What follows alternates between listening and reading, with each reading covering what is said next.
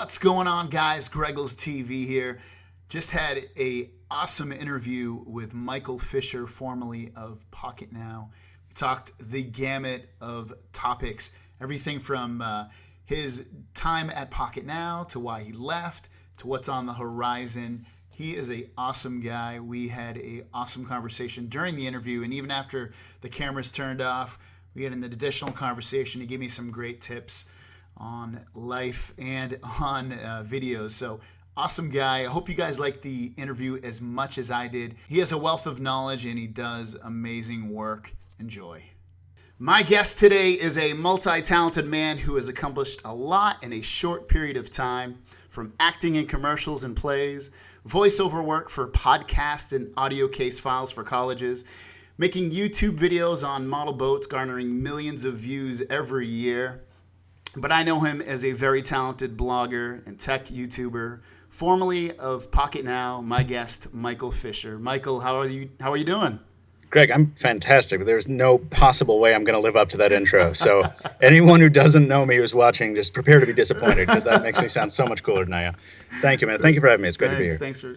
All right. So there's an awesome article written by you on PocketNow's website. It's like from 2013, which I will link in the description down below, on everything from your early childhood all the way up to you getting hired by PocketNow. And what I gathered from that article is that you seem to be motivated to always be on the move and change and take that next daring challenge. Where does that motivation come from, and what fuels it? I think probably a childlike reliance on novelty to continue existing. I think, I don't know, there are these guys who start companies who I really admire, these entrepreneur guys who are like, I'm going to start a company and I'm going to stay with it for 2 years and then I just have to go. Not because it's not doing well, it's doing great, but I have to move on to the next thing.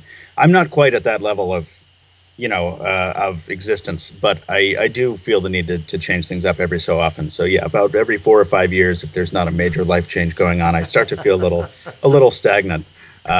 But it's also rooted in this. My family is not terribly religious, but if there was one thing like religion in my family, it's hard work. So if you're just like just keep working hard and things will happen, and then sometimes they do. Good stuff. Yeah. So, what made you decide to leave PocketNow? I mean, I guess it's you kind of answered that, but I guess maybe there's more to it. And what's taken up the majority of your time professionally? Yeah, one of the things about leaving PocketNow is that it was really actually kind of sad, and I get a lot of replies on Twitter and YouTube comments and stuff, and speculations like, well, he wasn't happy and stuff. I had a great time there, but at PocketNow, I was doing the video stuff that most of YouTube knows me for. But I think what most people don't realize, especially if they've only seen me on YouTube, is that I was doing, for every review on video, I was doing a text review, and I was doing editorials when I wasn't doing those, and I was hosting a weekly podcast, and I was helping to hire people and editing their work and helping to run the site. Our editor-in-chief, Anton Dinat, speaking of hard work, was one of the hardest working dudes I'd ever met. Yeah. So I was keeping up with him all the time. And most days I wasn't even starting to produce content to do the thing that is fun, like play with gadgets on camera, until after I had spent 4 hours doing email. So that was a lot of fun for 4 years, trying to keep all those balls in the air, or I guess 3 years, because the first year I was the new guy. I didn't have to do all that. But after a while, I think if you're like me, you do get burned out doing that. And when an opportunity comes along, as it did from Mobile Nations, who were like, we just want you to do the best tech videos you can possibly do, and we want to give you the tools to do that. And I was like, okay, but what about all these other things I have to do? And they're like, no, you don't have to do those other things. You can just make great tech videos. I'm like, okay, that sounds like something I'd like to try, So that was the inciting incident that made me move on. Did you ever think of going out on your own, even before you because in that article you kind of said, I reached out to all these companies and PocketNow got back to me and I kind of didn't know who they were, but did you ever think about going in on it your own? Because you got MKBHD and TLD Today, all these people that are out there that did that, but you kind of went the other route. And just kind of curious. Yeah, initially, when I first signed on at PocketNow, when I first got into the world, is that what the time frame you mean? Yeah, basically when you started thinking about doing online kind of reviews and videos and things like that. Yeah, no, it never occurred to me to start my own because it wasn't a YouTube-centric idea for me. back in 2011, like YouTube was a thing, and actually I was making YouTube videos for Rapid Nadion, which is the other thing I worked on. But it never occurred to me to start doing tech videos. I wanted to be a blogger. I wanted to be a writer. I wanted to work for, at the time, I wanted to work for Engadget, and then the nascent, what became The Verge. This is my next. That's what I wanted to do. It wasn't until after PocketNow brought me on and said, we really want you to focus on video, that I was kind of begrudgingly like, well, I wanted to be a blogger, but okay, I'll be a video guy. And what do you know? It turns out that's where I did my best work. Okay. I never really expected that. So what are you doing professionally right now, like for work? I'm professionally vacationing, and it's fantastic. Oh, so you're taking it easy, right? I guess. I'm taking it really easy. Okay. Well, initially, when I left PocketNow, I knew I would have to build in some time afterwards just to decompress and stuff like that before I started the new thing. I never wanted to leave the tech space. I'm glad I'm not. But I knew I needed a couple months to just kind of catch up with the rest of my life that I had let wither away. Because this is a really demanding field. And anytime you're injecting video into anything, it's just this black hole of time and money that you just throw, your life into. So I needed to catch up with a couple other projects. So yeah, I'm actually quite busy. I'm not just sitting around playing Battlefront, though I am doing that a lot. I am working on Rapid Nadion, which is the father-son YouTube project that the scale model stuff you mentioned. That's cool. That's really cool, actually. Thank you. And 90% of what you see on screen at that channel is my father's work. I want to make sure everyone knows. I'm just in charge of filming it to make sure it looks really pretty. But Dad builds all these model boats from scratch, and sometimes they explode, and that's a lot of fun.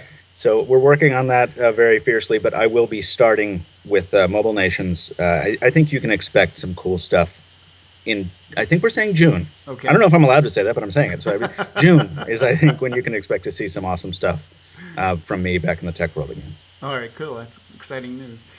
So you started making videos a while ago, and you also started blogging a while ago now. So who were some of your influences getting started? Maybe you didn't have any? It sounds like it might have been Engadget at the time that kind of got you going. Yeah, like old school Engadget, and then like sort of, I think, second generation Engadget, which I'll call it, or third generation. Engadget was a big one, which is fun because now I've met a lot of the people who initially inspired me, and that was pretty awesome. But we'll talk about that in a second, I guess. John Rettinger, who you had on the show before, actually, he was one of the first. He claims one of my first memories of a time when I was starting to think about it, because it was before PocketNow hired me. So I guess I lied to you a second ago. I had considered YouTube as a tech avenue, but only briefly, because I watched one of his videos. John would make these videos about once every year, like how to be a tech blogger on YouTube. And they were awesomely useful videos, which is like, you have to have relationships with PR companies, you have to have cameras, all this stuff. And I watched one of those videos in 2011, and I was like, wow, this is actually a doable thing that people do. So yeah, certainly. But from a style perspective, no, it just, when I came aboard at PocketNow, I had the tutelage of Jaime Rivera to learn some Final Cut Pro and some more enhanced editing techniques, which was lovely. Yep. And a couple cheap camera tricks, which we rolled out all the time, which I just still love to this day. We were sort of finding our own way, and I would occasionally do competitive intelligence and kind of pull little things I liked from other channels, but a lot of it was just messing around with the camera until something looked really cool, I mean, 40% of my videos were happy accidents. Like, oh, look at what the sun just did. I didn't plan for, okay, put it in. We'll pretend like that was intentional. Great. That's part of the fun, Yeah, of course. So where would you like to see technology go? I mean, you see it, you've been in the field for a few years now, and I guess you can kind of see where it's going, maybe with VR or things like that. But where would you like to see it go over the next decade, or even improve? I think VR is what everyone is talking about now. Between VR and Tesla, like we have next generation concepts of entertainment and education and transportation, which are just blow my mind and fry me. But everyone's talking about that. So I think the thing that I still love is growing up having watched Star Trek probably 6 hours a day for every day of the week. I wanted communicators for a long time. Now we have communicators, which is lovely. But I also wanted tricorders, and that's a sensing device. If you're not a Star Trek nerd, it's a sensing device that you hold, and you can measure your environment and tell if there's a Romulan around the corner. And like, oh no. But and the phone can sort of do that. The smartphone can sort of do that today, and that it can reach up to the internet and be like, I can be like, Google, tell me what this rock wall is made of in southeastern Boston. And it's like, oh, the Wikipedia article says this. But there are some accessories coming out that I think are really exciting that can directly measure the atmosphere, the environment. Like I think SCIO is what it's called as one particular accessory. The Tricorder X Prize, where you have a device that can measure directly what's in front of it. There's no internet connection required. Okay. You can just, it's like the heart rate sensor on super steroids. Okay. And I love that idea. I love the idea of just being able to point a device at the wall and be like, oh, there's the electrical lines running through the wall, and here's the EM stuff they're putting out, and that sort of direct observation of your surroundings is fascinating to me. I'd love to see that. A device that you don't have to make it; it interacts for you, so you don't have to get involved really. Like a device that tells you that shows you more than what you can see. Like a thermal camera is a really good example. One of those thermal cameras you plug into the USB port. Like, wow, I've never seen the world like this before. Yeah, this is interesting, and maybe I can learn a little bit of something while I'm doing it. I think that stuff is really underrated. Cool. Yeah. So you guys, when you were at PocketNow, you guys must have received stuff all the time, like whatever it may be. So did you guys receive anything that was like really crazy, weird, funny, wacky, anything like that? Lots of stuff, but generally not wacky, because PocketNow was pretty established when I came on, so we would get pitches for something just absurd, and we'd be like, we're not going to cover this. No, so sorry, we're not going to do it. But there was one I got, and I meant to bring it in with me. I don't have it. But it was, if you've watched any of my PocketNow videos where I had the two phone holsters on, they were from a company called LD West in Canada, and they still are selling those things and presumably making money on them, because they're the most weird, like ostentatious hipster accessories that you ever saw in your life. There's suspenders, you've got your wallet under one arm and your phone under the other, or two phones, as I modified it to carry. I did two phones, on one under each arm. And I showed up at Mobile Nations. We had to get together with like 40 or 50 people under the same roof. I knew a lot of them, but a lot of them I didn't. And it was like, I'm going to wear this thing, and everyone's going to know right up front that I'm a freaking weirdo. But they look good. It's weird because they make you look cool, but only in like the nerdiest possible definition of cool. So that was the weirdest thing I ever got to that, and I did a video review on it, and I never regretted it for a second. I love that thing. The LD West original holster. Go get it. I know. I'm going to have to check that out. Please do.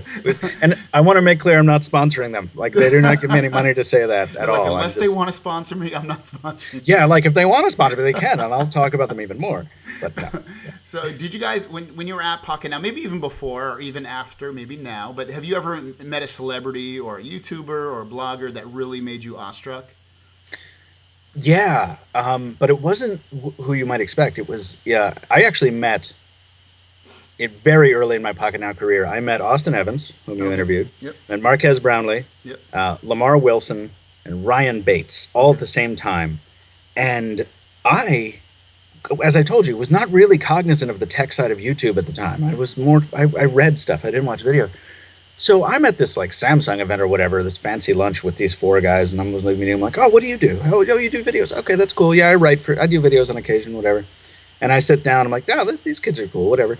And I look at like Austin's Twitter page, which at the time I think he had about 16,000 followers. Oh, okay. Which is nothing now. Yeah, exactly. But to I had like 350, I'm like, oh. And then I looked at Marquez and I looked at Lamar. I'm like, these guys are big deals. I'm sitting with big deals. And then I felt really old because, of course, they looked like they were in high school. No, they're so young. It's they crazy. They're still really young. It's just amazing. Yeah, I know. And I love them all, by the way. I think they're all really great guys. But so I avoided the awestruckness. I was really glad I didn't know them, because at the time, because I would have, been like, oh, it's very nice to meet you. I would have been very timid. But I didn't know who they were. So I'm like, nice to meet you. Who are you? Let's go. Yeah. When I was actually tongue-tied and awestruck once was when I got to interview Dr. Martin Cooper, who invented the cell phone at Motorola in the 70s. And that was my favorite interview I've ever done. And despite the fact that I was a useless interviewer, you want to be able to be a little bit critical, and if somebody tries to edge around a question or tell you a lie, you kind of want to be like, well, let me hold you to that. Hold on, I don't think that's exactly true. It didn't matter what he said. I was just like, that's fascinating. That's fascinating. And there's a stupid grin on my face for an hour and a half in that interview. But no, that was a really, really awesome moment. That's when I felt like I was really doing what I was supposed to be doing. Yeah. if I can get weird on you, you know. No, that's awesome. I mean, I feel the same way because I've watched you and Austin and John and more people over Yeah. the years, and it's just I started this channel less than a year ago, and then just reaching out to you guys and you guys being kind enough just to come on is awesome for me. So Oh man, I'm really glad that you did too, yeah. because I love this stuff, and I was not doing anything else. 'Cause normally it's like I always want to do this stuff, but usually it's how it is. Like, Of well, I'm course. on hour 14 of 16 making half this video. I can't even function in society right now. I can't talk to them. But your So, time is great. kind of finishing up here, what do you think makes a good YouTuber, or maybe also to add to that question, someone that's new to YouTube, what would make them successful or help them become successful? And I know it's a different game now, obviously, than it was 5 years ago. It's really difficult to get growing, Yeah, especially big. But it is. But I think the answer lies first in not doing what everyone else is doing. And there's a lot of great content out there right now, but I think my objection to a lot of what's out there right now is you have a lot of really, really beautiful shots. You have a lot of beautiful camera work. You have a lot of wonderful cinematography. Um, and it's great when you watch with the sound off. And then you turn on the sound and you listen to what people are saying. And very often the visuals outweigh what the actual narrative of what's being said in the VO. It's like, so you're not saying anything really of consequence here. This is just really pretty, stuff. And by the way, I'm not talking about anybody we just talked about. But it's increasingly common. It's not too hard to make something look very pretty, but not to really say anything about it. So I think having something to say is more important than anything else. that And also, John made a point before in your other interview that it's a big misconception that you need a lot of expensive equipment. I mean, I took it as a point of pride during my time at PocketNow. I would show up, and The Verge was always my sort of measuring post because they did the best video at the time I was doing this. But they'd show up with what looked like hundreds of thousands of dollars worth of equipment, including like a guy in like a cage with many cameras, and it was like, whoa, some cyborg cameraman is here, and it was amazing. And I would compare our stuff at the end of the day, and I'm showing up with like a 4-year-old BS camera on I think a Best Buy tripod at some points. yeah, And their stuff would be better, but it wouldn't be all that much better. yeah. And I think that the difference in cost on some of those shoots was it's like I spent $5,000 less than you guys to cover this thing. So that was always a point of pride for me to do. So I think John's right. You don't need a lot of money, but at the end of the day, it's who is it? MC Hammer said it best. I mean, you either work hard or you might as well quit. So work hard. That's what catches me about when you were at Pocket Now is that you're a storyteller, and it really comes through. And your style is a lot different to me anyway, versus almost anyone else. Because when I watch your videos, it's like you're telling a story, and people are good with words. Like Marquez is great, TLD today is great, Austin is great, but it's almost like you're reading a book to us, but not in a bad way, but a good way. Like an interest, you're captured into it. So I want to compliment you on that. It's I really really good. Yeah. thank you very much. I appreciate it. And every time I sit down to write a script, I'm worried that it's not gonna flow. So I'm like, I've notes to myself on different videos, like links to old videos to get better. Where it's like they're savage. They're just like, this is a mess. You didn't say anything. You weren't hard enough. Just get out of here. So thank you. I appreciate it. Thank you. Well, is there anything you wanted to promote or plug? Yeah, I'm almost everywhere at Captain Two Phones on Twitter and Instagram. Captain the number 2 phones. I will be at Mobile Nations starting up something. I'm not allowed to say what the name of it is yet because I think we're still doing a trademark check on it. But I don't think I've said that anywhere. But anyway, stay tuned on that. Okay. There is a Mobile Nations page for me. And what's the other thing? Oh, Rapid Nation, which I discussed a lot. Not Rapid Nation, as everyone thinks it is. But if you like videos of really well-made toy boats, sometimes sinking and blowing up, it's Rapid, R-A-P-I-D, Nadion, N-A-D-I-O-N. Perfect. So I will link all of your stuff down below in the description if you want to. What am I talking? Guys. I'm sorry. Gone Just that go way. to the It's description. okay. But I want to thank you again thank you so much for coming on the show. Greg, thank you for having me. This has been really, really great, and keep doing good work, man. I will look forward to seeing what's coming from you in the future. Perfect. Thanks, man.